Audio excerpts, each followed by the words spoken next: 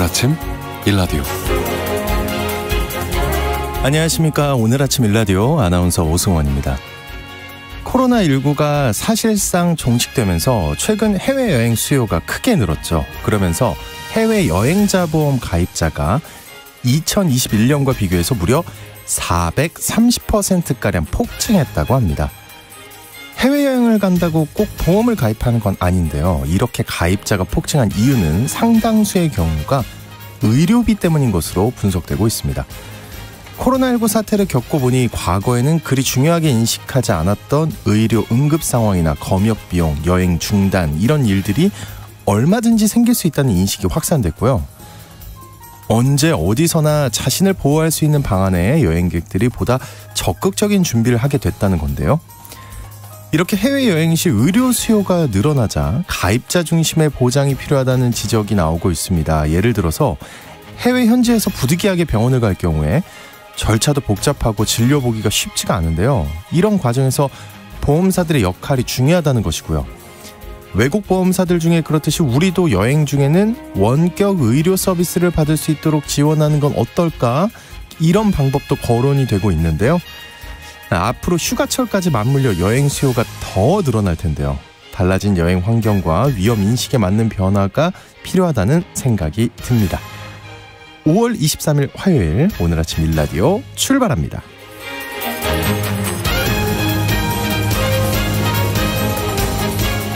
오늘 아침 일라디오 이 시간은 물론 KBS 일라디오의 모든 프로그램은 유튜브 KBS 일라디오 공식 채널이나 모바일 콩 어플리케이션 통해서 실시간으로 함께 하실 수 있습니다. KBS 일라디오 채널 구독과 좋아요, 댓글 많이 부탁드립니다. 자, 화요일 시간에는 농수산 뉴스 텃밭 가이드 시간 준비되어 있고요. 오늘 장수직업 시간에는요. 청년들처럼 60세 이상의 시니어가 이용할 수 있는 정부의 인턴십 제도에 대해서 알아보겠습니다. 갑자기 영화 인턴이 생각이 나는데요.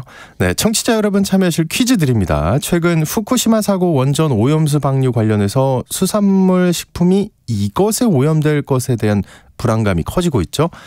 그러자 일본산 식품에 대한 검사가 강화가 되는데요. 이것은 우리 일상생활에서 자연스럽게 노출될 때도 많지만 가전제품과 X선 촬영, 암치료 장비 등을 통해 노출될 때도 있습니다. 무엇일까요? 네, 무엇일까요? 정답과 또 텃밭 가이드 시간에 궁금한 질문들 있으면 언제든지 보내주십시오.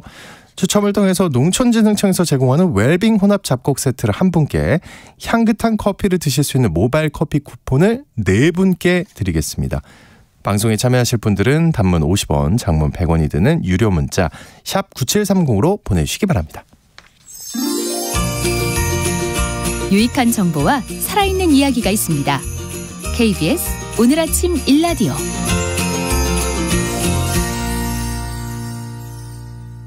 농수산 뉴스 시간입니다. 후쿠시마 원전 오염수 방출 관련해서 어제 국회에서 토론회가 열렸는데요. 어떤 이야기들이 오고 갔는지 농어민신문의 이진우 기자와 이 소식 살펴보겠습니다. 안녕하십니까?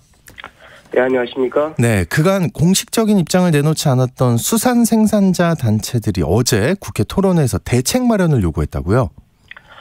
그렇습니다. 어제 어기구 더불어민주당 의원이 후쿠시마 원전 오염수 방출 과연 안전한가라는 주제로 국회에서 개최한 토론회에서 대표 생산자 단체라고 할 수 있는 한국수산업경영인중앙연합회 그리고 수협중앙회 관계자가 원전 오염수 방류를 막아달라는 요구와 함께 그래도 방류를 강행하게 된다면 다각적인 대책을 마련해달라 이렇게 정부와 국회에 건의를 했습니다. 네, 그간 어민들 그리고 어업수산 관련 단체에서는 일본의 후쿠시마 원전 오염수 방류에 대해서 안전하다, 그렇지 않다는 입장을 내는 것에 대해 좀 자제해온 느낌이 있거든요. 네, 그렇습니다. 이게 소비자 국민들이 압도적으로 안전하지 않다고 인식하고 있는 상황이죠. 네네. 그런데 생산자들이 안전하다고 할 수도 없는 일이고요. 또 반대로 안전하지 않다고 또 강하게 주장을 하고 나서면 어민들도 안전하지 않다고 하는데 어떻게 수산물을 사먹나라고 또 할 수도 있기 때문에 네.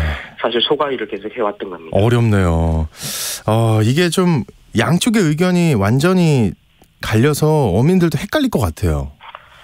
그렇습니다. 이게 어제 이제 토론회에서 한국수산경영중앙연합회에 참석한 한 관계자가 한 말인데요.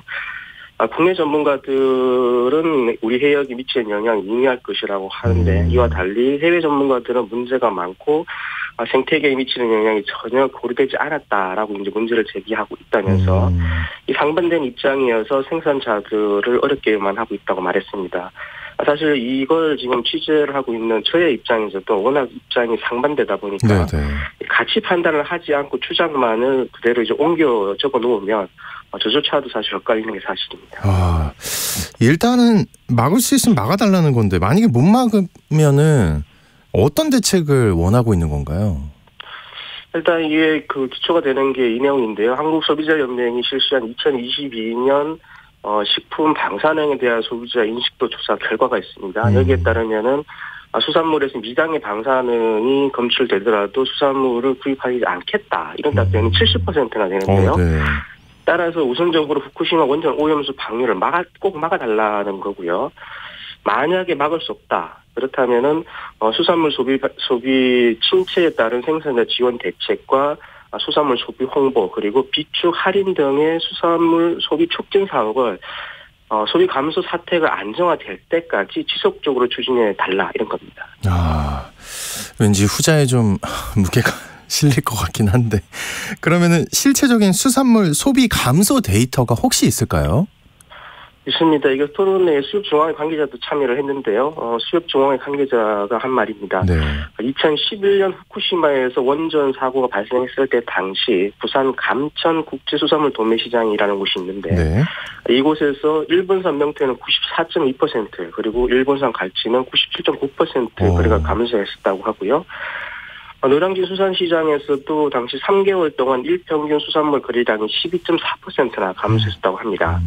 그리고 2013년에 원전 오염수 누출 사고가 발생했을 때가 또 있었는데 이때는 국내 전통시장에서는 한 40%가량, 대형마트와 도매시장에서도 각각 20% 정도 수준의 수산물 소비 감소가 있었다 이렇게 언급을 했습니다. 네, 아이고 이게 소비 감소가 생각보다 굉장히 컸네요. 그렇습니다. 그런데 이게 지금 일본이 그 원전 오염수를 바다로 방류하겠다고 한 기간이 일단 30년. 그러니까 이전처럼 일시적으로 오염수가 바다로 방출되는 것과는 달리 한 세대에 걸친 것이라는 건데요. 여기에 대해서 이제 계속 오염수가 만들어지는 상황이기도 하기 때문에 일각에서는 100년, 200년이 걸릴지도 모른다 이런 주장을 하는 일도 많습니다. 그러니까 상황이 이랬다 보니까 일본 정부가 원전 오염수 해양 방출을 강행할 경우에 우리 정부의 적극적인 대책이 필요하다 이런 요구가 계속 나오는 겁니다. 그럼 수협에서는 어떤 요구를 하고 있습니까? 일단 우리나라 수산물의 안전성 신뢰도를 높이기 위한 조치로 산지 위판장에서부터 철저한 안전성 검사를 실시를 해서 소비 단계에서 발생할 수 있는 소비자 불안감을 불식시켜야 한다 이런 게 있고요. 또 그리고 이게 수산업의 일선 현장에서 이제 수협 활동을 하고 있으니까 이 수협에 대해서도 적극적인 지원의 필요성을 제기하고 있습니다. 네. 이게 소비가 감소할 경우에 자칫 일선 수협의 경영 위기로까지 이어질 수 있기 때문인데요. 앞서 2011년, 2013년에도 수산물 소비 감소로 인해서 일선 수협이 경영 위기를 겪은 적이 있었다고 합니다. 네. 어제 토론회에서 후쿠시마 원전 오염수 방류에 따른 시뮬레이션에 참여해서 큰 문제는 없을 것이다. 이런 결과를 내놓은 바 있는 한국해양과학기술원의 관계자가 참석을 했다는데 그 발언 내용이 눈길을 끌었던 모양이에요. 그렇습니다. 이날 토론회의 토론 자료로 한국해양과학기술원에서도 참석을 했는데요. 그런데 이 관계자가 한국원자력연구원과 공동 시뮬레이션 한 결과 국내 해역에 실질적인 영향은 거의 없을 것으로 판단된다 이렇게 이야기하면서도 우리나라 해역에 영향이 크지 않다고 해서 오염물의 방류가 용인되는 것은 아니다. 해양 환경 보존 노력에 역행하고 잘못된 선례를 남긴다는 측면에서 일본의 해양 방류를 재고해야 한다고 이렇게 말해서 눈길을 끌었습니다. 그 잘못된 선례를 남긴다는 게 어떤 의미인가요? 이게 동북아 지역 같은 경우는 원전 밀도가 상당히 높은데요. 네. 또 다른 이와 같은 사고가 발생해서 현재와 같은 유사한 상황이 또 벌어진다면 이 일본의 사례가 나쁜 선례가 된다 이런 겁니다. 그래서 일본은 오염수의 해양 방류를 실행하기 전에 폐기물의 해양 투기로부터 해양 오염을 방지하기 위해 맺어놓은 런던 협약, 이 협약의 정신을 위반하고 있는 건 아닌지 다시 한번 좀 되새겨 봐야 하고 인류 공동의 자산인 해양을 보호하기 위해서 해양 방류를 최대한 회피할 필요가 있다 이렇게 말하게 됐습니다. 네, 알겠습니다. 좀 더 혹시 다음이라도 새로운 소식 들어오면 또 전해주십시오. 오늘 얘기 고맙습니다. 감사합니다. 네, 지금까지 한국농어민신문의 이진우 기자와 함께했습니다.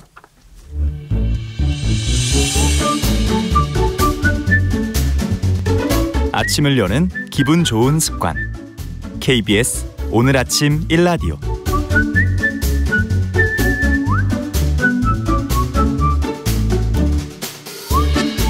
직장은 나와도 평생 직업이 필요한 시대를 위한 장수 직업 시간입니다. 정부에서 취업을 원하는 노인들을 위해서 다양한 사업을 시행 중인데요. 오늘은 청년들의 전유물이라고 생각했던 인턴이 아닌 60세 이상의 시니어가 이용할 수 있는 인턴십 제도에 대해서 알아보겠습니다. 커리어 비전의 최진희 대표님 나오셨습니다. 안녕하세요. 네, 안녕하세요. 네, 이게 노후에 연금 받는 생활을 하면서도 일을 내려놓지 못하고 있는 고령 인구가 점점 더 늘고 있는 추세라고요. 네, 전국경제인연합회는 2017년부터 5년간 통계청 데이터를 바탕으로 분석했는데요. 55세에서 79세 고령 인구의 노후 실태 및 취업 현황을 발표했습니다. 2022년 5월 기준으로 해서 연금을 받으면서도 계속해서 일을 놓지 못하고 일하고 있는 55세에서 79세의 고령 인구는 370만 3천 명으로 5년 전에 비해서 46.7% 증가했다고 합니다. 엄청난 증가죠. 네. 현재 연금을 받는 55세에서 79세의 고령 인구 중에서 일을 하고 있는 비중은 49.7%로 약 절반 가까이라고 보시면 될 것 같은데요. 네. 5년 전에 비교해서 약 5.9포인트 늘어난 수준이고 또 계속해서 늘어나고 있다고 합니다. 통계청에 따르면 이 55세 이상 79세 이하의 고령자 가운데 10명 중에 7명은 일을 계속하고 싶다라고 나타난 것으로 발표됐습니다. 얘기를 나눌 게 되게 많을 것 같은데 먼저 연금을 받고 있으면서도 계속 일을 한다는 게 좀 놀라워요. 저 개인적으로는. 이유가 뭘까요? 연금을 받는데 계속 일하는 이유. 그렇죠. 우리도 암울하죠. 연금 받는데 우리 계속 일해야 돼. 그러니까 되게 나쁜 느낌이 들어서. 마음이 좀 씁쓸한데. 네네. 아무래도 생활비 때문이라고 합니다. 약 고령자 가운데 59%는 생활비 때문에 일을 계속 하고 있는 것으로 나타났는데요. 실제는 기대 수명이 늘어났다라고 보시면 될 것 같습니다. 노후 준비는 부족해서 은퇴 후에도 이런 일자리를 구하는 노인들이 많이 늘어났는데요. 연금만으로는 부족하다라는 거죠. 물가도 또 워낙 많이 오르기도 하고. 네. 우리나라 노인 인구 증가 속도는 세계 1위로 초고령 사회 진입도 OECD 국가 중에 가장 빠르다고 했었는데요. 이런 빨리빨리 문화가 이런 나쁜 통계에서도 빨리빨리 그러게요. 네. 나타나고 있습니다. 또한 우리나라 노인 빈곤율은 OECD 평균 14.3%의 약 2.8배인 40.4%로 조사됐습니다. 이거 안 좋은 거잖아요. 빈곤율은. 엄청 안 좋은 거죠. 네. 그래서 노인 빈곤율이 40.4%다라고 하면 정말 절반 가까이는 아직 어렵다라고 느껴지고 있는 거죠.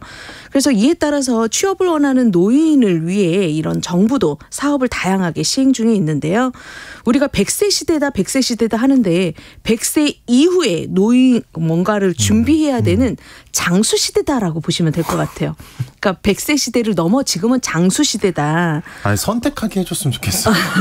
죄송합니다. 여기까지 되게 위험한 발언이라. 그렇죠. 네. 그런데 이제 저희 코너도 지금 장수 직업 코너잖아요. 네. 이런 장수 시대에 맞춰서 우리 장수 코너에서 뭔가 정보를 드릴 수 있는 그런 일이 됐으면 좋겠습니다.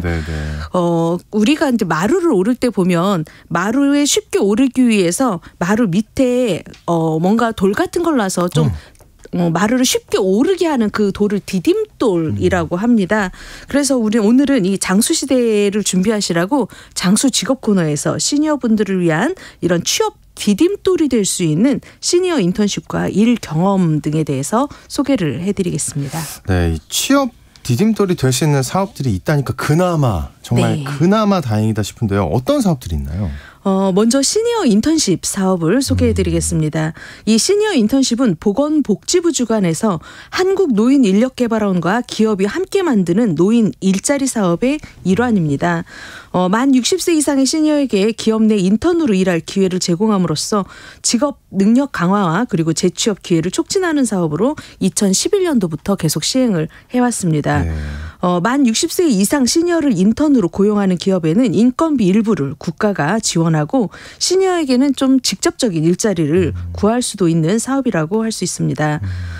이 시니어 인턴십 참여 인원은 2011년도에는 3,643명으로 시작을 해서 3,000명 중반대였지만 꾸준히 증가를 해서 2023년도에는 총 5만 5천 명을 5만 5천 명을 선발할 어이구. 예정이라고 하고요. 네. 10년 조금 지났는데 약 15배 정도 증가했다라고 보시면 될 것 같습니다. 근데 이렇게 증가하는 걸 보면은 그 시니어 인턴십이 기업 입장에서도 도움이 좀 되는 것 같네요. 그렇죠. 아무래도 네. 시니어 인턴십은 노인과 기업 모두 윈윈이 되는 일자리 사업이라고 보시면 될 것 같습니다. 일자리를 희망해도 사실 나이가 많다는 이유로 그리고 노인분들 같은 경우 체력이 좀 딸리니까 이래서 기업이 좀 기피하는 건 사실이었습니다. 하지만 이런 노인분들을 기피하는 기업들한테 정부가 지원금을 줌으로써 좀 더 채용 좀 해라 이렇게 한 거죠. 기업 입장에서는 인건비 보조를 받기 때문에 이렇게 체력이 부족하고 나이가 좀 있더라도 뭔가 인건비 보조 차원에서는 장점이기 때문에 계속 고령 인구를 채용을 하고 있는 거고요.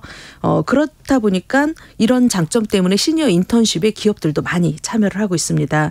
이 인턴십에 참여를 하면 기업 입장에서는 약 3개월간 인턴십 참여하는 사람당 월 40만 원씩 3개월을 지원을 해드리고 있고요. 3개월 후에 이 인턴 종료 후에도 6개월 이상 계속 나는 이 사람을 근로하겠다. 뭐 우리 정규직으로 계속 채용을 하겠다. 그럴 경우에는 또 추가적으로 3개월을 더 지원을 해줘서 총 240만 원의 인건비를 기업에 지원해드리고 있습니다. 아무래도 시니어들은 기업에서 직접 일자리를 이런 공공근로가 아닌 기업에서 일할 수 있다는 점에서 좋은 거고요. 참여 기업은 아무래도 인력 확보라든가 인건비 절감 효과를 얻기 때문에 구인난 해소에 조금이나마 해결을 할 수 있어서 도움이 된다라고 보여지고 있습니다. 네, 경험이 풍부한 분들이기도 하고요. 그렇죠? 네네, 그렇죠. 그러면은 기업이 이 시니어 인턴십 괜찮다라고 하고 싶다 이러면 어떻게 하면 됩니까? 기업은? 보통 우리가 사업자 등록을 하고 사업 개시 1년 이상이 경과한 사업장은 다 참여할 수가 있습니다. 4대 보험에 가입한 기업이나 비영리 단체 그리고 근로자 보호 규정을 지키는 곳, 소비 향락업체나 다단계 업체가 아니라면 시니어 인턴십에 참여하실 수가 있는데요. 네. 다만 반대로 참여가 불가능한 기업도 있습니다. 아무래도 우리가 어르신들을 보호해야 되기 때문에 좀 더 법적으로 약간 어기는 기업들은 참여를 제한하고 있는데요.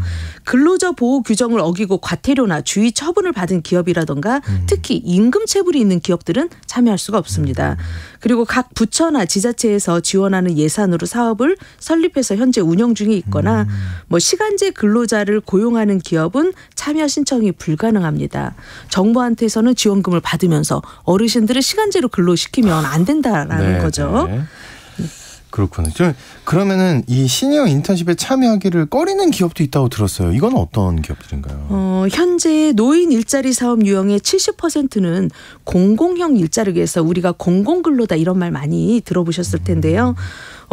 이는 일자리 업무 강도가 낮은 자원봉사 형태가 많고요. 한시적인 형태였습니다. 그러다 보니까 정부는 민간 일자리 확대를 위해서 이 시니어 인턴십 제도를 시행을 하고 있는데요.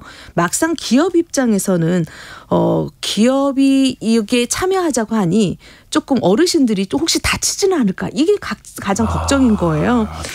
아무래도 뭐 중대재해처벌법이 좀 강화되지 않았습니까? 네네. 그러다 보니까 중대재해처벌법 위반 등으로 어르신들이 일하다가 사고를 당하면 이게 기업 입장에서는 큰 낭패이기 때문에 조금 꺼리기도 한다라는 이런 관계자의 말이 있었고요. 따라서 이 시니어 인턴십에 참여를 희망하는 사람은 반드시 참여자 교육을 받아야 됩니다. 미리 사전에. 그래서 수행기관은 참여자들의 사업에 대한 이해도라든가 업무 향상을 위해서 온라인 교육이나 비대면 교육을 실시를 하고 있고요. 한국노인인력개발원에서 제공하는 온라인 직무교육 사이트를 통해서 이런 노인 일자리 사례로 배우는 안전사고 예방교육, 또 뭐 성희롱 예방교육, 또 직장 예절, 또 어르신들이 이제 말을 또 내뱉고 싶은 대로 하시면 안 되거든요. 그러면 안 됩니다, 이제. 네네네. 그래서 네. 사전에 그러시면 안 된다고 나이 어린 상사한테도 또 어떻게 대해야 하는지 이런 직장 예절까지 다 교육을 받으실 수가 있고요. 네. 요즘은 수행 기관별로 대면 교육이 활발히 진행되고 있으니까 또 교육도 재밌게 진행하고 있습니다. 그래서 이 방송을 들으시는 분은 나도 한번 참여해볼까라고 생각이 들면 일단 수행 기관에 가셔서 이 교육을 먼저 받아보시는 것도 좋을 것 같습니다. 그러면은 이 시니어 인턴십에 참여할 수 있는 참여자의 조건은 어떻게 되나요? 참여자 조건은 참여자인 경우에 만 60세 이상인 어르신이어야 됩니다. 그리고 현재 취업을 하지 않은 상태인 미취업자여야 가능합니다. 네. 참여 신청서를 제출하고 한국노인인력개발원 및 운영기관에서 진행하는 교육을 이수한 노인에 해당이 된다고 보시면 됩니다. 다만 동일 사업장에서 시니어 인턴십을 참여한 이력이 있거나 이전 참여자의 경우에는 시니어 인턴십이 적용되지는 않습니다. 현재 보통 보건복지부에서 노인 일자리 및 사회지원 사업을 하고 있는데요. 국민취업지원제도도 마찬가지고 이런 정부에서 하고 있는 이런 사업에 참여 중인 사람은 참여하실 수는 없습니다. 또한 인턴십 참여 직전 90일 이내에 이 해당 기업에 취업한 사실이 있는 사람도 참여할 수가 없고요. 네. 특히 채용 예정인 기업의 배우자라던가 직계 존속이라던가 사촌 이내에 혈족 친인척 관계가 있는 사람은 참여할 수 없습니다. 네. 아무래도 이제 소상공이신 분들이 이런 제도를 이용을 해서 그래도 좀 도움을 받고자 신청하시는 분들이 간혹 있으세요. 하지만 이 친인척 관계에 있으면 안 된다라는 말씀 드립니다. 그렇군요. 네. 그러면은 이 시니어 인턴십에 참여하고자 한다면 어디에 가서 신청을 하면 되는 건가요? 참여를 원하시는 분은 참여 신청서와 개인정보 수집 이용에 대한 동의서 그리고 건강보험 자격 득실 확인서를 수행기관에 제출하시면 됩니다. 네. 2023년도 시니어 인턴십 수행기관 현황은 한국노인인력개발원 홈페이지에서 보실 수가 있는데요. 우리가 인터넷 사이트에서 한국노인인력개발원 네. 홈페이지는 www.korti.or.kr에서 보실 수가 있고요. 서울, 경기를 비롯해서 광역시나 시도 단위별로 시니어 인턴십 수행 기관을 다 찾아보실 수가 있있습니다. 이 시니어 인턴십 사업을 전담하는 수행 기관도 계속 늘고 있는데요. 네네. 2021년도에 수행 기관은 213곳이었는데 2022년도에는 서울은 25개를 포함해서 전국 248개로 약 250여 개에 이르고 있다고 하니까 여러분들이 신청을 하시면 이곳에서 노인분들과 기업을 매칭해 주는 역할을 하고 있습니다. 그래서 또 교육도 이곳에서 진행을 하니까 한번 검색해서 참여해 보시기 바랍니다. 네. 혹시 또 이 시니어 인턴십 외에 또 취업 디딤돌이 되는 정부 지원 사업이 있나요? 네, 국민취업지원제도 일경험 프로그램이 있습니다. 일경험, 말 그대로 일을 경험하게 해준다라는 프로그램이고요. 그럼 참여자가 취업 전 다양한 직무에서 일 경험을 쌓을 수 있도록 지원을 해주고 있기 때문에 나는 취업을 하고 싶은데 경험이 없다. 특히 내가 일 경험이 없고 새로운 거에 대한 기술은 배웠지만 일을 해본 적이 없기 때문에 나를 안 뽑아줘. 그러면 이런 일 경험에 참여를 하시면 우리가 인턴십처럼 뭔가 한번 해본 적이 있기 때문에 취업에 자신감을 얻을 수 있겠죠. 네. 또 이 일 경험에 참여를 하시면 기업도 지원금을 받고 있는데요. 3개월 일 경험 후에 정규직 전환율이 매우 높습니다. 그렇기 때문에 일 경험에 참여하시는 것도 좋고요. 다만 네. 일 경험에 참여하기 위해서는 국민취업지원제도에 한해서 가능합니다. 그래서 시니어 인턴십을 참여하지 않는 분들은 해당이 안 되는 분들은 국민취업지원 제도를 신청해 보시고요. 국민취업지원 제도 안에서 일 경험 프로그램을 하실 수가 있습니다. 네, 여러 좋은 프로그램이 있네요. 네, 찾아보면 많이 있습니다. 네, 알겠습니다. 오늘은 청년의 전유물이 아닌 시니어가 이용할 수 있는 시니어 인턴십에 대해서 많은 얘기 나눠봤습니다. 장수직업 커리어비전의 최진희 대표님과 함께했습니다. 오늘 고맙습니다. 네, 감사합니다.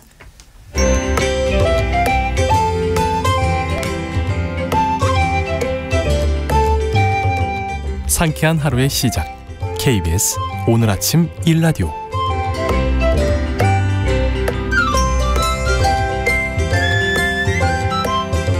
도시 농부들의 텃밭 가이드 수원 씨앗도서관의 박영재 관장님과 함께합니다. 안녕하세요. 네, 안녕하세요. 오늘 텃밭과 관련해서 여러분 궁금한 점이 있으시면 단문 50원, 장문 100원이 되는 유료 문자 샵 9730으로 지금 바로 문자 보내주시기 바랍니다.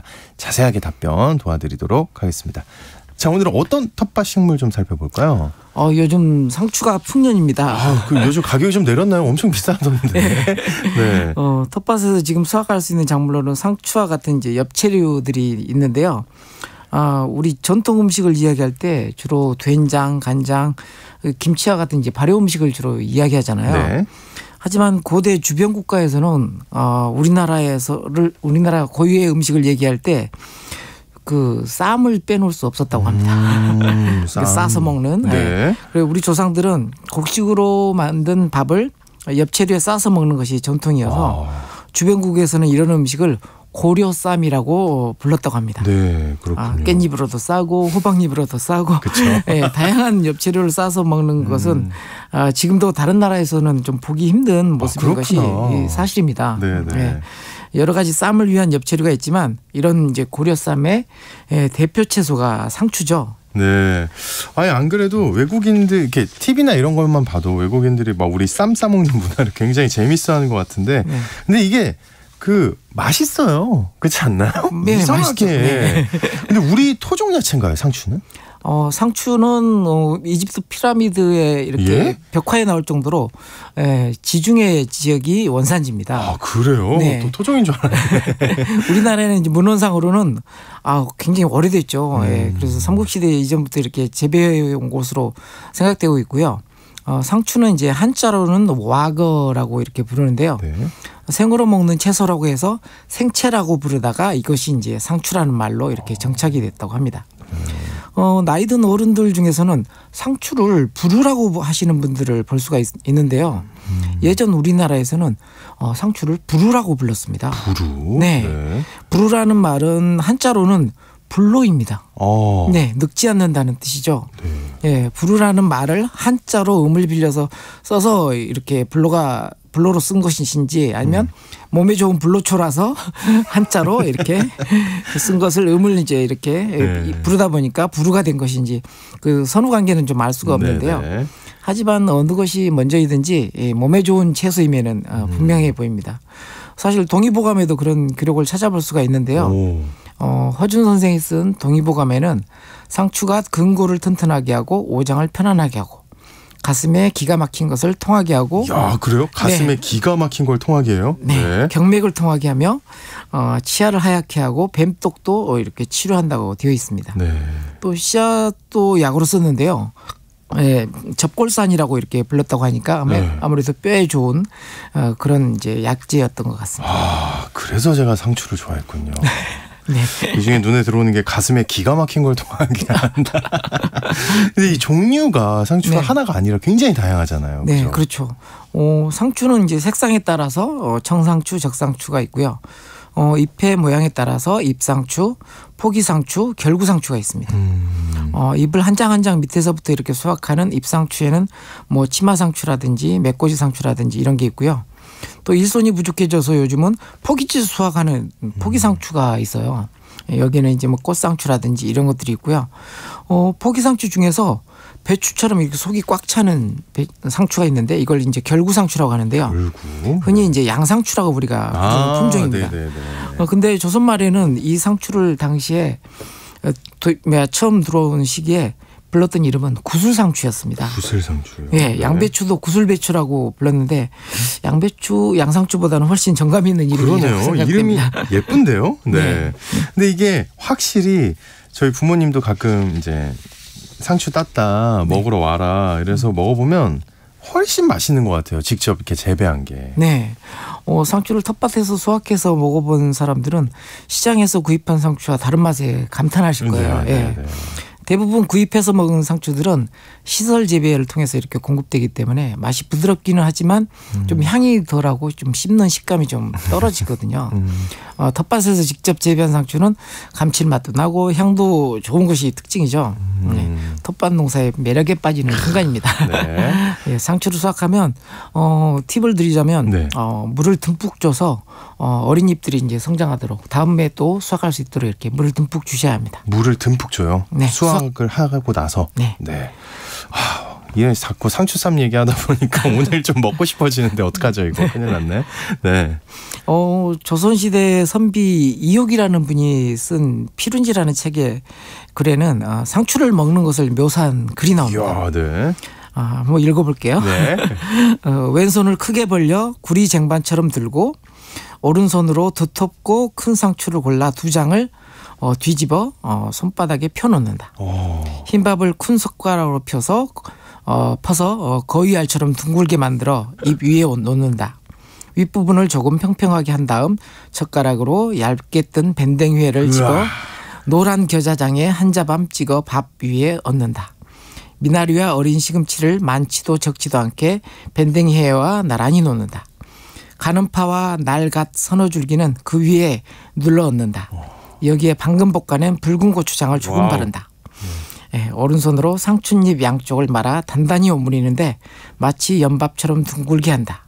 이제 입을 크게 벌리는데 잇몸을 드러내고 입술을 활처럼 펼쳐야 한다. 오른손으로 쌈을 입으로 밀어 넣으면서 왼손으로 오른손을 받친다. 이런 모양으로 느긋하게 씹다가 천천히 삼키면 달고 상큼하여 정말 맛이 좋아. 더 바랄 것이 없다. 이야, 더 바랄 것이 없다. 이분 미식가셨네요. 네. 이게 상상하면서 들으니까 진짜 너무 침이 고이는데 지금 텃밭 그러면 또 뭐를 해야 할까요? 이제 열매 쳐서 심은 지 이제 한 2주 정도 지나서 이제 자리를 잡고 성장을 시작을 했습니다. 네. 이제 옷구름을 주기 시작해야 하는데요. 작물이 닿지 않게 주변에 이렇게 홈을 파고 퇴비를 한 줌 뿌린 다음에 흙으로 이렇게 덮어줍니다. 그리고 한동안 좀 가물었는데요. 감자도 지금부터는 알이 굵어지는 시기입니다. 너무 비가 안 오면 좀 물을 줘야 알이 굵어집니다. 네, 그렇군요. 5월이 굉장히 좀 바쁜 느낌이 드는 것 같은데, 자, 그러면 청취자분들이 보내주신 질문 살펴보겠습니다. 어이구, 지난주에 미처 답변 못 해드린 질문부터 그럼 살펴볼게요. 많이 들어왔는데 질문이. 8290님, 들깨 파종 시기와 봄밭에 심는 시기를 알려주시면 감사하겠습니다 하고 보내주셨어요. 네, 굉장히 잘 아시는 분인데요. 네. 네, 보니까 들깨는 파종을 해서 옮겨 심기를 해야 되거든요. 그래야 잎도 맛있고 열매도 수확이 잘 됩니다. 그래서 이제 파종 시기와 봄밭에 심는 시기를 따로 이렇게 물어보신 것 같은데요. 잎들깨를 드실 경우는 뭐 지금 어느 때든 이제 파종을 하셔도 되는데요. 만약 들깨 알곡을 수확하려고 하신다면 보통 6월 중순쯤에 모종을 붓기 시작해서 씨앗을 파종해서 7월 초에 이렇게 옮겨 심기를 하게 됩니다. 6월 중순에서 7월 초에 옮겨 심기. 3993님, 작년에 탄저병이 발생한 장소에 올해 또 고추 모종을 심어도 괜찮은지요? 또 질문이 또 있어요. 또 탄저병을 예방하려면 농약 살포 방법 외에는 없나요? 하고 보내주셨어요. 네. 아무래도 고추 작물이 연작 피해가 심하거든요. 원래 심었던 자리에 또 심게 되면 이제 병해라든지 이런 피해를 좀 볼 수 있는데. 그래요? 네. 그래서 보통은 이제 옮겨 심어야 되는데 밭은 정해져 있는데 또 다른 작물 어떻게 해야 돼요? 할 수가 없죠. 딴 걸 심어야 되나요? 그럼? 딴 작물을 이렇게 돌려짓기를 하는 게 가장 좋긴 하죠. 근데 이제 탄저균이라고 하는 게 이제 흙 속에 이렇게 잠복하고 있다가 비에 의해서 이렇게 잎으로 이렇게 옮겨오거든요. 그래서 올해 비가 많이 온다고 그러는데 아마 이제 탄저가 좀 극심하지 않을까 좀 걱정이 되기도 합니다. 그래서 좀 땅을 만드실 때 우리 이제 농업기술센터나 이런 데 가시면 유용 미생물 농업용 유용 미생물을 많이 주는데요. 땅을 가를 때 그것을 좀 먼저 뿌리고 이렇게 밭을 조성하는 게 좋고요. 그리고 비를 대비해서는 주변에 이제 흙이 이렇게 튀기지 않도록 좀 멀칭을 한다든지 아니면 비가림 재배를 하는 게 가장 이제 좋은 탄저 예방 방법이 됩니다. 그렇군요. 알겠습니다. 또 1430님. 당귀 파종 시기 수확 알고 싶습니다. 이렇게 보내주셨어요. 당귀요? 네. 당귀라든지 뭐 이런 산나물 종류들은 대부분 이제 가을에 파종을 합니다. 가을에. 네. 가을에 자동으로 떨어져서 겨울 나고 이렇게 월동한 것처럼 느껴져서 봄을 맞으면 이렇게 발화를 하거든요. 그래서 보통 이제 가을로 파종을 하고요. 만약 봄에 파종할 때는 씨앗을 물에다 불렸다가 냉동고에다가 얼렸다가 이렇게 다시 파종하게 되면 100% 발화를 합니다. 이야, 신기하네. 추나철이라고 하죠. 네. 겨울 자연 상태를 그대로 이제 축약적으로 이렇게 경험하게 하면 씨앗들이 잠을 깹니다. 신기합니다. 네네. 자, 3800님. 대파 씨를 한참 전에 심었는데 아직 싹이 안 나와요. 또 두릅이 텃밭 끝으로 나오는데 위로 옮겨 심고 싶은데 언제가 적당한가요? 하고 보내주셨어요. 네. 먼저 대파에 대해서 말씀드리면요. 대파 씨는 보통 수명이 짧습니다. 그래서 오래된 씨앗들은 발화를 안 하고요. 그래서 항상 그러면 이거 희망이 없는 거예요? 작년에 받았던 새로운 씨앗 이런 것들을 좀 파종을 해야 되고요. 그다음에 파종한 이후에 보통 이게 안발화성이거든요. 그러니까 햇볕을 가려줘야 발화를 더 잘합니다. 그래서 파종한 곳을 이렇게 검은 천으로 덮어줬다가 이렇게 일주일 정도 지나서 이렇게 열어보면 싹이 다 나와 있는 것을 볼 수가 있어요. 이 파종 방법이라든지 씨앗이 신선한 종자였는지 한번 좀 확인해 보셨으면 좋겠고요. 두릅 같은 경우는 이제 옮겨 심기를 보통 잎이 지고 나서 또는 이제 잎이 지지 않은 상태에서 옮겨 심어야 되면 잎을 다 따준 상태에서 이렇게 옮겨 심기를 해야 뿌리가 스트레스를 덜 받아서 이렇게 잘 정착이 됩니다. 그렇군요. 0390님.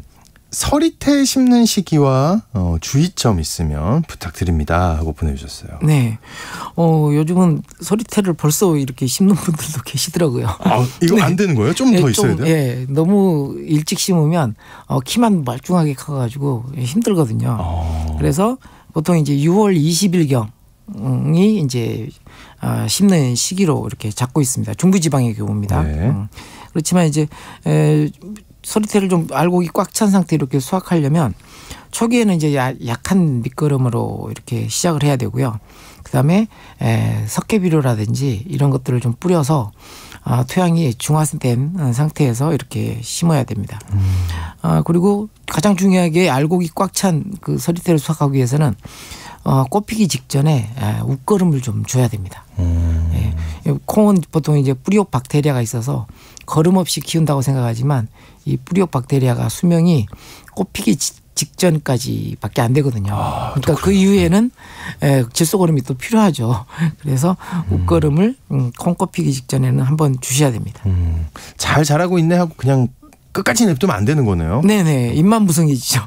그렇군요. 네. 근데 아까 중부지방은 6월 20일 정도라고 심는 시기를 하셨는데 그럼 남부지방은요? 조금 더 빠른가요? 남부지방은 좀 더 늦죠. 늦어요? 네. 언제 정도로? 좀 더 이른 편이었던 것 같아요. 한 일주일 정도? 예.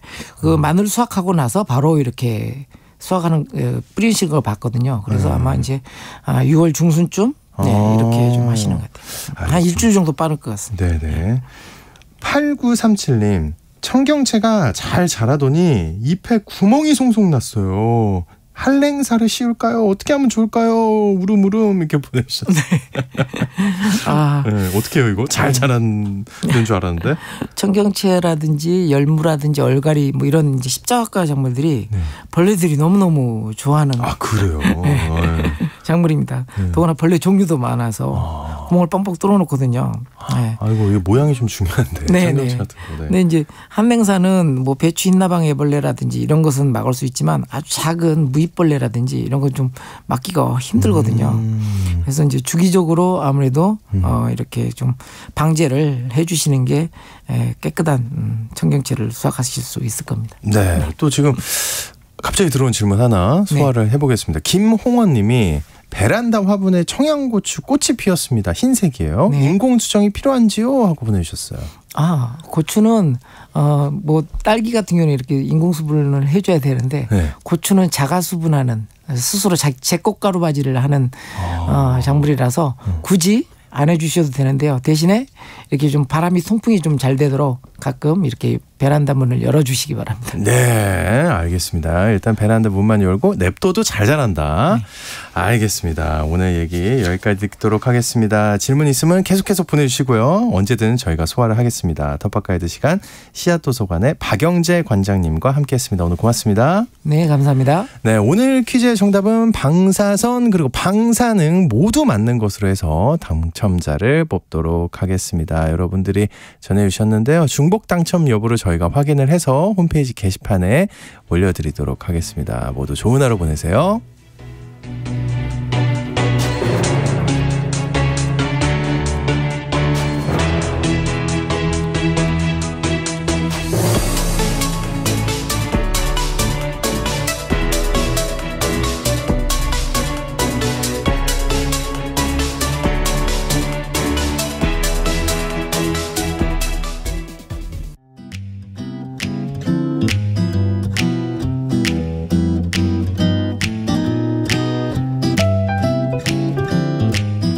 안녕하세요.